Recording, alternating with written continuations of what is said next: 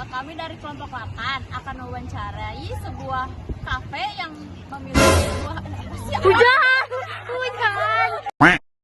Halo guys, kami dari kelompok 8 akan mewawancarai hambatan apa saja sih yang dihadapi oleh Cafe Vion.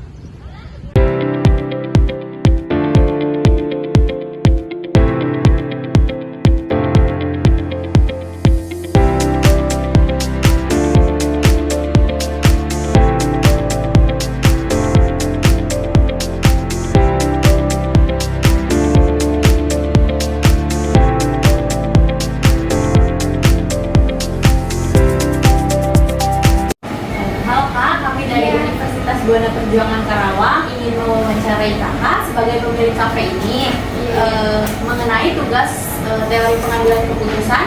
Langsung saja pada pertanyaan yang pertama, Kak. Iya, boleh.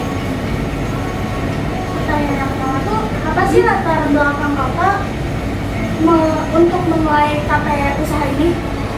Oh iya benar. Latar belakangnya sih ya dari sebuah impian ya, bareng pasangan hidup gitu ya. Kayak karena kan sebelumnya memang punya apa sih kecil-kecilan lah gitu ya, kayak ngerti kopi, terus kayak punya impian kapan ya kita punya kafe gitu ya, gitu merintis, terus kita cari-cari tanah gitu sih. Pokoknya banyak lah perjuangannya gitu ya, karena dari apa ya, inspirasi bareng pasangan sih pengen punya usaha gitu. Terus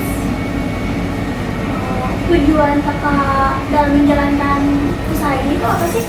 Iya, tujuannya untuk masa depan dong.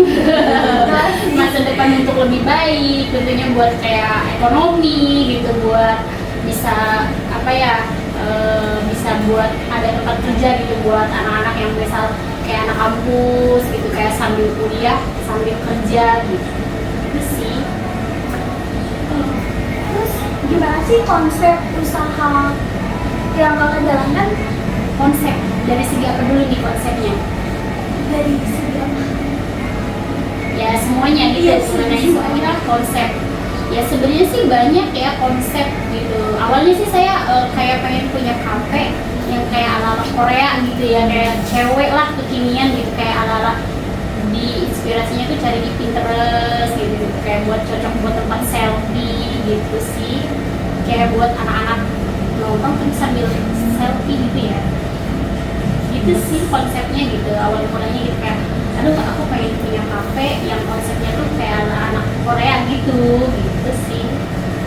Ada lagi Hambatan yang kakak hadapi tuh selama kafe ini dibuka apa ya? banyak banget. Banyak ketipu, karena waktu saya pas bangun itu ditipu sama tukang kursi ya, saya udah DP 7 juta tapi nggak dibikinin. Terus ada lagi saya udah training anak dapur, dia malah hari opening dia malah nggak bisa masuk gitu, malah cabut gitu aja. Banyak sih hambatan-hambatannya gitu, kayak dari parkir gitu kan, karena areanya terbatas ya, jadi banyak sih hambatannya gitu, dari bukan dari segi dalam aja tapi dari segi luarnya juga banyak gitu, kayak dari parkiran, terus dari segi ya preman-premannya lumayan juga ya gitu ya, kayak di sini kan banyak banget preman ya gitu ya, kita harus ya ngikutin lah gitu sih. Banyak banget hambatannya gitu, kadang ya lupa gitu, ada aja gitu yang harus diperbaiki yang tadinya. Jadi banyak sih hambatannya gitu, dari bukan dari segi dalam aja tapi dari segi luarnya juga banyak gitu, kayak dari parkiran, terus dari segi ya preman-premannya lumayan juga ya gitu ya, kayak di sini kan banyak banget preman ya gitu ya, kita harus ya ngikutin lah gitu sih. Banyak banget hambatannya gitu, kadang ya lupa gitu, ada aja gitu yang harus diperbaiki, yang tadinya keluar budgetnya cuma di budgetnya sekian tapi malah berlebih. Kalau segi bahan baku itu kakak carinya gimana ya, Kak? Aduh, suppliernya pada datang sih ke sini. Bahkan saya nggak mesti kudu repot-repot gitu ya, malah suppliernya itu pada datang semua nawarin, dari ayam, susu, es batu gitu, pada antri gitu nawarin gitu. Mungkin karena daerah kuliner ya, daerah anak kampus, jadi gampang banget sih suppliernya tuh pada datang gitu, bukan kalau saya yang nyari gitu. Nah, untuk menghadapi kan sekarang kayak kenaikan harga bahan baku kan naik ya, gimana tuh kakak menghadapinya gitu?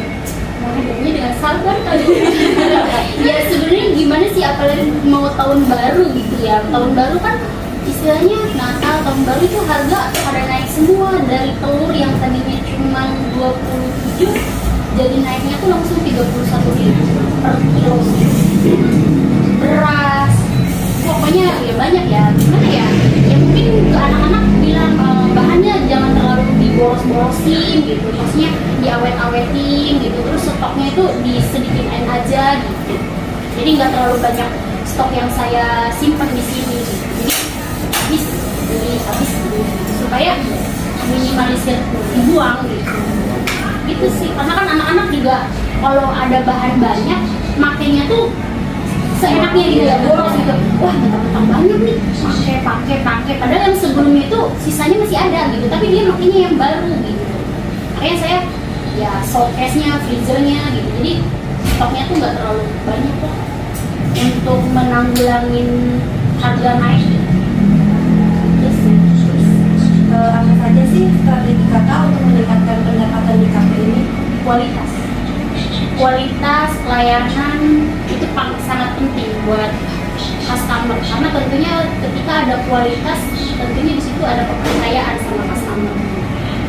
Kayak misal, oh ini makanannya enak, oh worth it, tentunya si konsumen tuh bakal balik lagi ke sini gitu.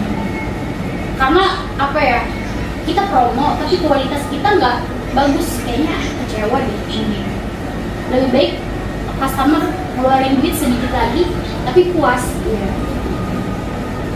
Itu sih kayak ibarat kualitas yang sangat penting. Percuma kita promo banyak nih tapi kualitas kita ya gitulah, jadi si konsumen juga males. Bahkan Vion itu nggak pernah ada Untuk meningkatkan pendapatan di kafe ini? kualitas pelayanan itu sangat penting buat customer, karena tentunya ketika ada kualitas tentunya di situ ada kepercayaan sama customer. Kayak misal, oh ini makanannya enak, oh worth it, tentunya si konsumen tuh bakal balik lagi ke sini gitu. Karena apa ya, kita promo tapi kualitas kita nggak bagus, kayaknya kecewa deh. Lebih baik customer ngeluarin duit sedikit lagi tapi puas. Itu sih kayak ibarat kualitas yang sangat penting. Percuma kita promo banyak nih tapi kualitas kita ya gitulah, jadi si konsumen juga males. Bahkan Vion itu nggak pernah ada promo tapi alhamdulillah maksudnya stabil terus. Kadang kan kalau ada kafe-kafe lain yang saya lihat tuh kayak ada promo dari jam sekian ke jam sekian gitu sih Kak.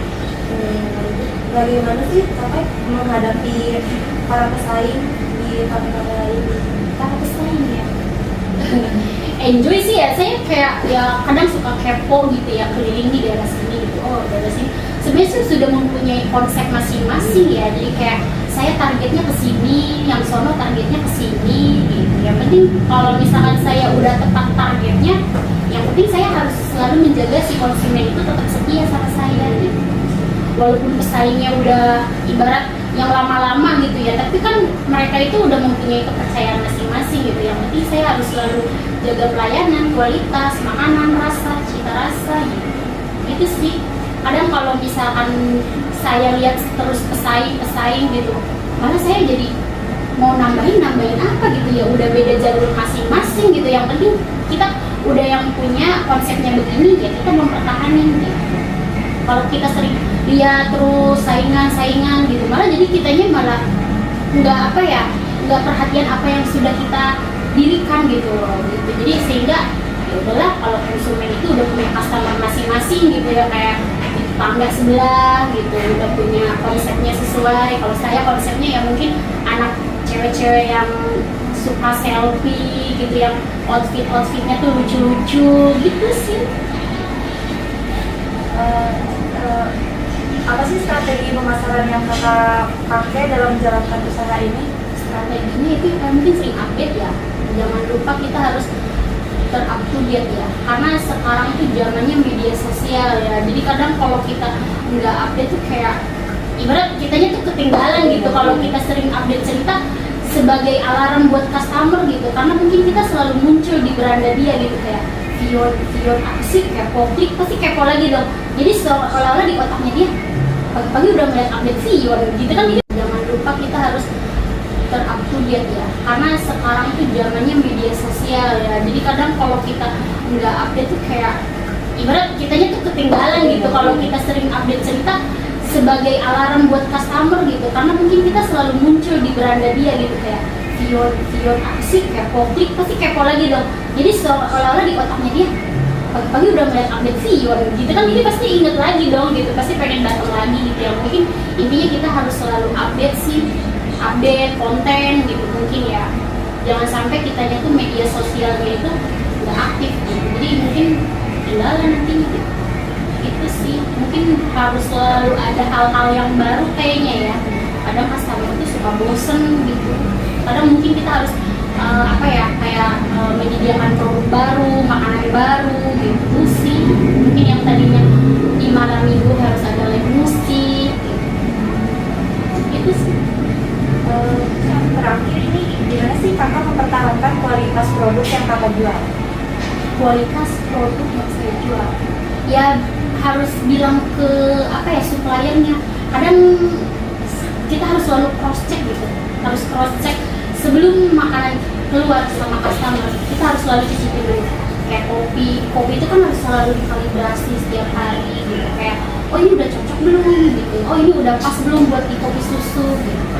Jadi kita tuh sebagai owner gitu harus selalu cross check, jangan terlalu percaya sama staff gitu, karena staff itu kalau udah istilahnya udah sesuai di lidah dia, tapi kadang kan menurut kita juga belum tentu ya. Jadi makanya owner itu semestinya tuh nggak boleh lepas tinggal gitu, mesti tetap harus berkecimpungan ikutan gitu, kayak cross check makanannya, minumannya gitu, karena harus tetap kita perhatiin penampilan gitu, kayak misal udah sesuai apa belum nih gitu.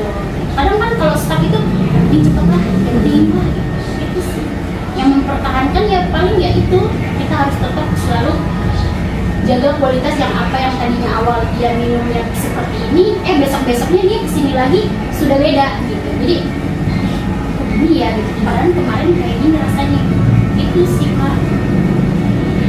Ada lagi nih, udah Kak, cukup ya pertanyaannya. Cukup ya. Makasih Kak, makasih banyak untuk pertanyaan tadi sudah dijawab sama Kakak. Makasih untuk waktunya Ya, sama-sama. Semoga menjadi inspirasi anak-anak muda ya, Iya. anak-anak kampus gitu yang istilahnya masih pada kuliah, tentunya mereka juga pasti pada punya impian dong gitu. Semoga aja bisa punya bisnis gitu. Ya tentunya harus berjuang dulu gitu. Semua itu ada triknya, ada perjalanannya. Gitu. Makasih Kak. Oke deh, sama-sama. Sekian wawancara yang kelompok kami lakukan untuk mengetahui hambatan yang dialami oleh UMKM pada Cafe Vion. Terima kasih.